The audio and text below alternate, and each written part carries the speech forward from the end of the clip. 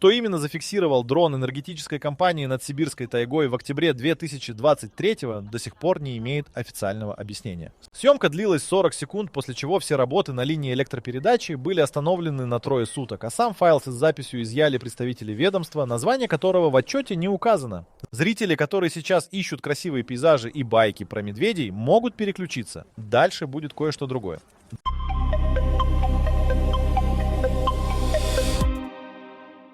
Дрон вылетел в 6 утра 12 октября 2023 для планового осмотра высоковольтной линии на участке между Нижневартовском и вахтовым поселком Радужный. Оператор Алексей Горшков сидел в кунге служебного грузовика, смотрел на экран планшета и пил кофе из термоса. Маршрут он летал уже в 6-й раз за сезон. Ничего, кроме обледеневших проводов и изредка попадающих в кадр лосей, там никогда не было. На 23-й минуте полета камера зафиксировала объект в квадрате леса примерно в 300 метрах к западу от опоры номер 47.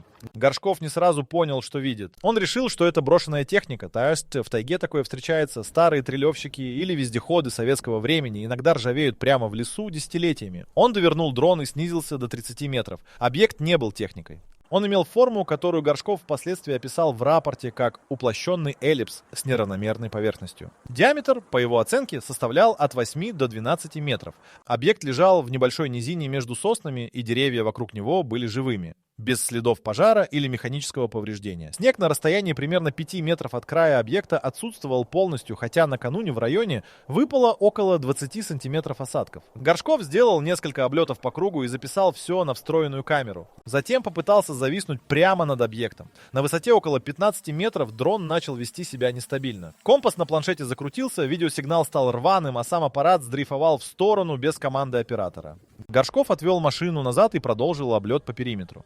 Суммарное время съемки составило 41 секунду. Он позвонил в диспетчерскую и сообщил о находке. Диспетчер Сергей Малашенко попросил прислать координаты и скриншоты прямо с борта. Горшков отправил. Через 12 минут перезвонил уже начальник участка Виктор Пряхин и приказал немедленно посадить дрон и не продолжать маршрут до особого распоряжения. К вечеру того же дня из Нижневартовска приехал человек в гражданской одежде, представившийся как специалист по нештатным ситуациям на объектах инфраструктуры.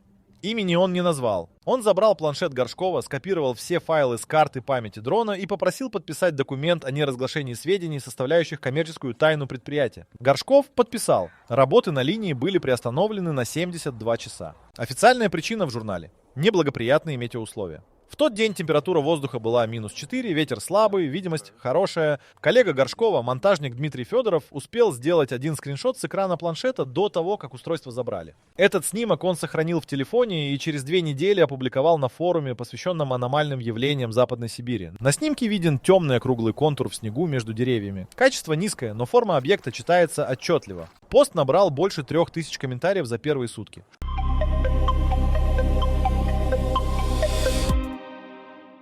Фотография с форума разошлась быстро. Ее подхватили несколько телеграм-каналов, специализирующихся на аномалиях и необъясненных явлениях, затем региональные новостные агрегаторы. К концу октября снимок видели по приблизительным подсчетам около 200 тысяч человек. Большинство писали про упавший метеорит или брошенный резервуар. Но среди комментаторов оказался Павел Стрельников, геолог из Тюмени с 20-летним стажем полевых работ в Западной Сибири. Стрельников написал развернутый комментарий, который сам по себе стал отдельной темой для обсуждения. Он указал на несколько деталей снимка. Во-первых, отсутствие снега вокруг объекта при наличии снега между деревьями на заднем плане не соответствует картине падения метеорита. При ударе снег выбрасывается, но не испаряется равномерно по кругу. Во-вторых, деревья вокруг объекта стоят вертикально и не имеют механических повреждений, что исключает падение чего-либо с большой скоростью. В-третьих, и это главное, сам контур объекта слишком правильный для природного образования. Стрельников связался с Федоровым напрямую через личные сообщения и попросил уточнить координаты квадрата. Федоров координаты не знал точно, но назвал номер опоры линии электропередачи 47 и примерное направление от нее. Этого оказалось достаточно. Стрельников нашел на публичных спутниковых снимках участок и сравнил актуальные данные со снимками 2-летней давности. На снимке 2-летней давности в той же низине ничего не было. Обычный лес, равномерный снежный покров, никаких аномалий. На актуальном снимке, датированном 9 октября, за 3 дня до вылета дрона, в низине уже просматривалось темное пятно диаметром около 10 метров. Это означало одно: объект появился там не в момент облета и не в результате случайного падения. Он находился на месте как минимум 3 суток до того, как как его заметили. Стрельников опубликовал сравнение спутниковых снимков. После этого в обсуждение включился Роман Ветров, бывший сотрудник одной из западносибирских нефтяных компаний, который занимался мониторингом трубопроводов. Ветров написал, что в том районе нет никаких подземных коммуникаций, резервуаров или законсервированных скважин, которые могли бы дать подобную картину на поверхности. Он проверил открытые реестры объектов инфраструктуры. Квадрат был чист. Тем временем сам Горшков молчал. После подписания документа о неразглашении он не отвечал на сообщения в социальных сетях и не комментировал публикации. Его коллеги по участку также не давали никаких интервью. Единственное, что просочилось дополнительно, короткое голосовое сообщение, которое Горшков отправил другу в день инцидента, еще до приезда человека в гражданском. Друг опубликовал его спустя месяц. В сообщении Горшков говорил примерно 30 секунд. Он сказал, что объект не отбрасывает тени, хотя солнце в тот момент стояло достаточно низко, и тени от деревьев были длинными и четкими. Он сказал, что поверхность объекта выглядит не как металл и не как камень, скорее как мокрая земля, только ровная. И он сказал, что когда дрон завис над объектом и начал терять стабилизацию, на планшете на долю секунды появилась строка с координатами, которые не совпадали с реальным местоположением аппарата. Координаты показывали точку в Северном Ледовитом океане, в 400 километрах севернее побережья Ямала.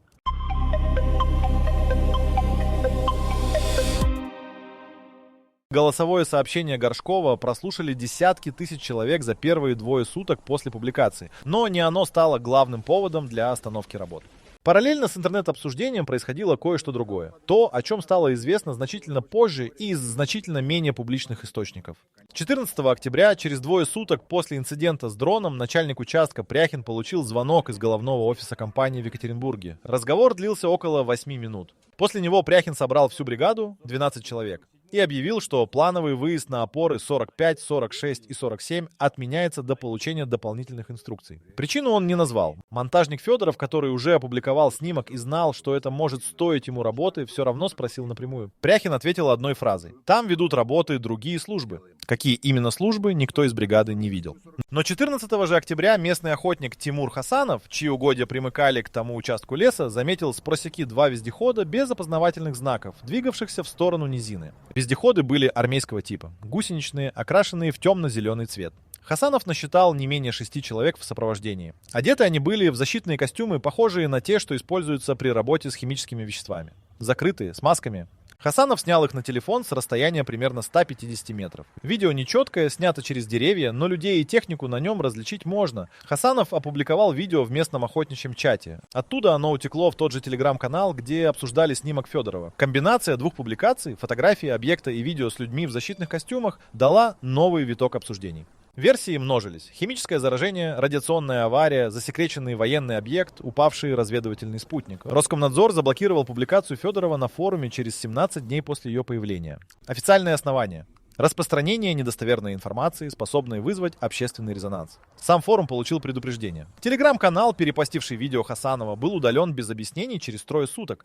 Хасанову позвонили на следующий день после публикации. Звонок был с городского номера Нижневартовска. Мужской голос попросил его удалить видео и не создавать проблем для себя и своей семьи. Хасанов видео удалил, но к тому моменту оно уже было скачано и разошлось по другим каналам.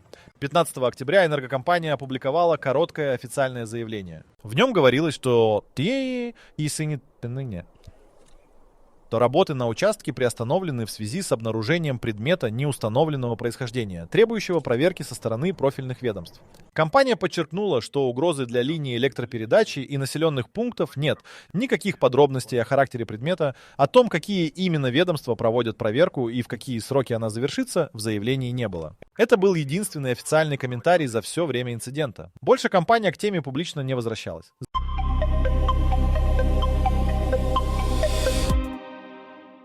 Через 4 дня после официального заявления компании спутниковый снимок того квадрата леса перестал быть доступен на всех открытых платформах одновременно. Сервис с американскими коммерческими снимками показывал плотную облачность над районом, хотя метеосводки фиксировали ясную погоду. Российские открытые геосервисы просто не обновляли снимок, оставив на месте данные 2-летней давности. Стрельников, который первым заметил изменения на спутниковых картах, попробовал получить актуальные данные через профессиональные геологические базы, к которым имел доступ по работе. Запрос вернулся развернулся с пометкой «Доступ ограничен по решению уполномоченного органа».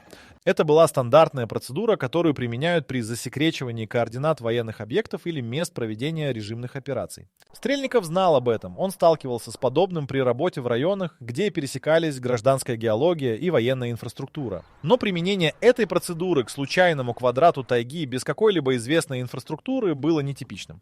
Тем временем несколько пользователей из числа тех, кто следил за историей, попытались добраться до места самостоятельно. Двое из Нижневартовска выехали на снегоходах 18 октября. Они добрались до просеки вдоль линии электропередачи и двинулись в сторону опоры 47. На расстоянии примерно 2 километров от предполагаемой низины их остановил патруль. Двое в форме без знаков различия на одном снегоходе. Патрульные предъявили документы, которые любители не успели толком рассмотреть, и развернули их назад, сославшись на режимную зону временного ограничения доступа. Никаких письменных документов об ограничении им не показали и на руки не дали. Один из двоих, Андрей Колесов, который вел об этом блог, записал короткое видео сразу после возвращения. Он был явно взволнован. Он сказал, что патрульные появились как будто из ниоткуда. Снегоход они услышали только в момент, когда те уже стояли поперек дороги. Он также сказал, что в направлении низины в небе висел квадрокоптер, крупный, явно профессиональный, не похожий на потребительские модели. Квадрокоптер не улетел, пока они не развернулись. Колесов попытался подать официальный запрос в администрацию Нижневартовского района с требованием предоставить документы об ограничении доступа к участку лесного фонда. Ответ пришел через 12 дней. В нем говорилось, что администрация района не располагает сведениями о введении каких-либо ограничений на указанной территории и рекомендует обратиться в региональное управление Росприроднадзора. Росприроднадзор на аналогичный запрос не ответил вовсе. Параллельно геолог Стрельников сделал еще одно наблюдение, которое он опубликовал уже не на форуме, а в закрытом профессиональном чате для геологов Западной Сибири. Он сравнил рельеф низины по открытым топографическим данным с тем, что было видно на снимке Федорова. Рельеф не совпадал. Низина на снимке была глубже, чем показывали топографические карты, примерно на 3-4 метра. Либо карты были устаревшими, либо рельеф в этом месте изменился. Оба варианта требовали объяснения. Изменение рельефа на 3-4 метра в замкнутой низине среди живого леса без видимых следов обрушения или размыва – это не то, что происходит само по себе за 2 года. Стрельников написал в конце: «Я не знаю, что там лежит. Но я знаю, что это не метеорит и не брошенная техника. И я знаю, что кто-то очень быстро принял решение сделать так, чтобы никто туда не добрался».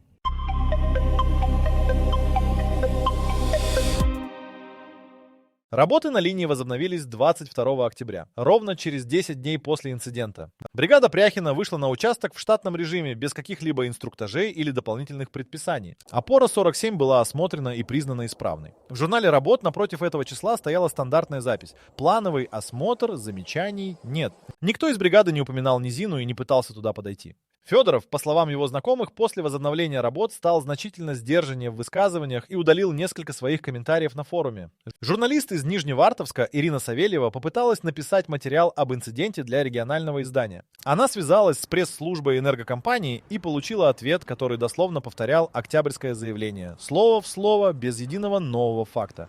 Она направила запросы в региональное управление МЧС, в прокуратуру Ханты-Мансийского автономного округа и в департамент недропользования. МЧС ответила, что не проводила никаких операций в указанном районе в октябре. Прокуратура сообщила, что не располагает сведениями о проверках на данном объекте. Департамент недропользования не ответил. Савельева попыталась выйти на Горшкова через его бывших коллег. Ей сообщили, что Горшков уволился из компании в начале ноября и переехал, предположительно в Тюмень или Екатеринбург. Его страницы в социальных сетях были удалены. Телефонный номер, который был у нескольких его знакомых, перестал отвечать примерно в то же время. Материал Савельевой редакция не опубликовала. Главный редактор объяснил это устно, недостаточно верифицированных источников.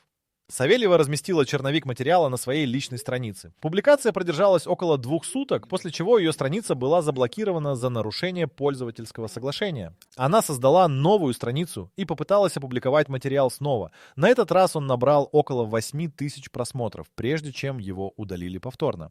В конце ноября в обсуждение неожиданно включился человек, представившийся как бывший сотрудник одного из федеральных ведомств, пожелавший остаться анонимным. Он написал в тот же телеграм-канал, который к тому времени уже дважды пересоздавался после удалений. Его сообщение было коротким. Он написал, что объект в низине был идентифицирован в течение первых суток после обнаружения, что идентификация не потребовала длительного анализа, и что причина закрытия информации не угроза безопасности населению, а соображения, которые выходят за рамки стандартных протоколов реагирования на техногенные и природные инциденты. Он не уточнил, что именно это означает. На уточняющие вопросы не ответил и больше в канале не появлялся. Стрельников прокомментировал это сообщение одной фразой. Это либо человек, который знает что-то реальное, либо очень грамотная дезинформация. Я не могу определить, что из двух. Колесов, который к тому моменту уже получил устное предупреждение от местного участкового с рекомендацией не раздувать панику, написал только «Я закрываю тему». И закрыл. К декабрю активное обсуждение инцидента в открытых источниках фактически прекратилось. Не потому, что появилось объяснение, его так и не было. Просто каждый, кто пытался копать глубже, в какой-то момент останавливался. Кто-то после звонка, кто-то после удаленной публикации, кто-то без видимой причины.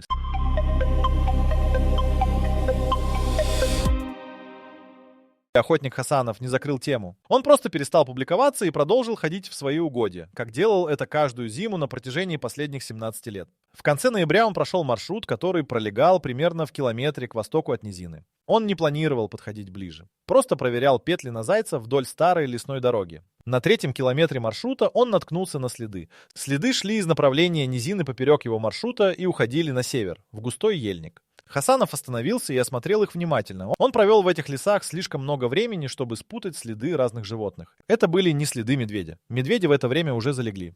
Не следы лося. Неправильная форма и неправильное расстояние между отпечатками. Ни волк, ни рысь, ни кабан. Отпечатки были округлыми, без выраженных пальцев или когтей диаметром около 25 сантиметров каждый. Глубина вдавливания в снег составляла около 8 сантиметров. Это соответствовало весу крупного животного, не меньше 150 килограммов. Расстояние между отпечатками около 1,20 м. Хасанов сфотографировал следы и промерил их лыжной палкой. Он насчитал цепочку длиной около 80 метров. До того места, где следы скрывались под густыми еловыми лапами, и снег под деревьями был слишком рыхлым, чтобы сохранить четкий отпечаток. Он не пошел дальше. Фотографии он не публиковал. Он показал их двум людям, своему брату и местному ветеринару Николаю Беспалову, который работал в Нижневартовской ветеринарной службе и имел опыт определения следов диких животных. Беспалов смотрел на снимки около 5 минут и сказал, что не может идентифицировать животное. Он исключил всех известных млекопитающих Западной Сибири. Форма отпечатка не соответствовала ни одному из них.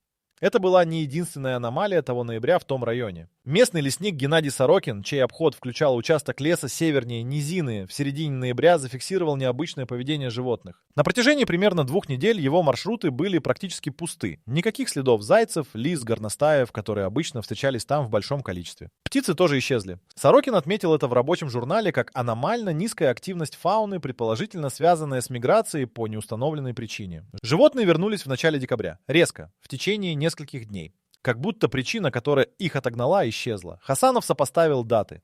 Следы он обнаружил 26 ноября. Животные начали возвращаться, по наблюдениям Сорокина, примерно с 1-2 декабря. Промежуток около 5-6 дней. Хасанов не делал публичных выводов. Он рассказал об этом только одному человеку, Стрельникову, с которым к тому времени поддерживал переписку. Стрельников ответил коротко. «Запиши все точно, с датами. Просто запиши». Стрельников к тому моменту собрал в одном документе все факты, которые ему удалось верифицировать. Снимок Федорова, сравнение спутниковых данных, закрытие доступа к координатам, показания Хасанова о вездеходах, голосовое сообщение Горшкова, несоответствие рельефа топографическим картам, исчезновение фауны и следы неопознанного животного. Он не публиковал этот документ. Он сказал Хасанову, что отправил его копию 3 людям с инструкцией опубликовать в случае, если с ним самим что-нибудь случится. Ничего с ним не случилось. Документ так и не был опубликован. По крайней мере, в открытом доступе он не появился.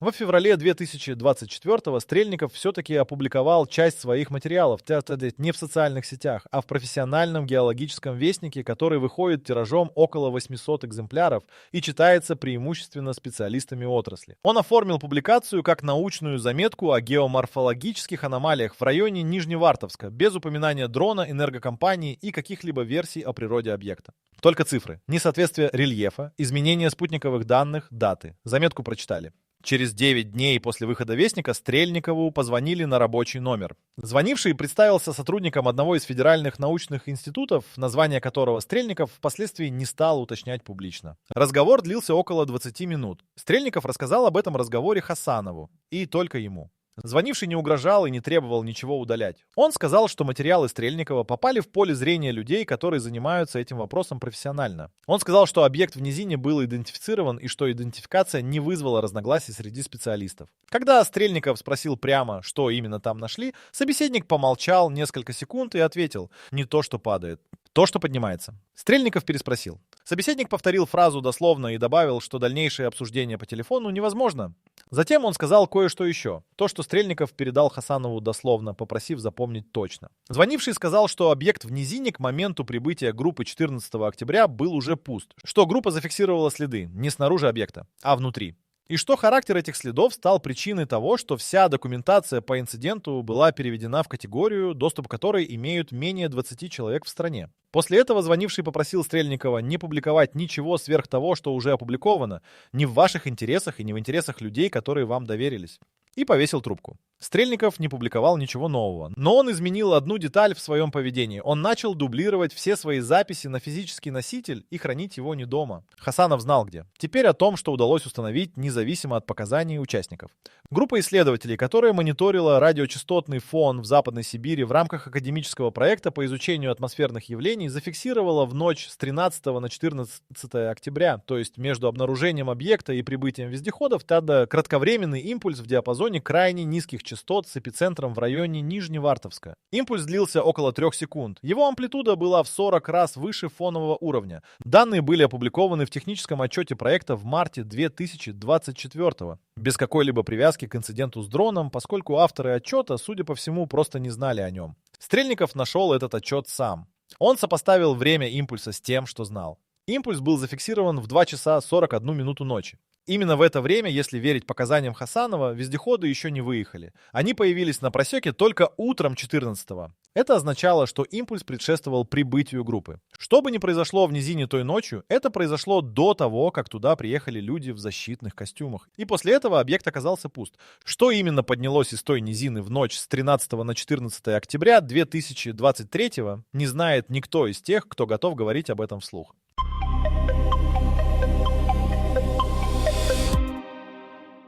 Весной 2024-го снег в том районе сошел раньше обычного. Примерно на 2 недели раньше среднего показателя за последние 10 лет. Хасанов прошел по своим угодьям в конце апреля и специально сделал крюк в сторону низины, не подходя ближе, чем на километр, просто чтобы посмотреть с возвышенности через бинокль. Низина была пуста. Никакого объекта, никаких следов техники, никаких людей. Трава в низине уже пробивалась на 2-3 недели раньше, чем на окружающих участках. Деревья по периметру стояли как стояли, без повреждений, без следов вырубки или расчистки. Хасанов смотрел около 10 минут и ушел. Он написал Стрельникову одно слово «пусто».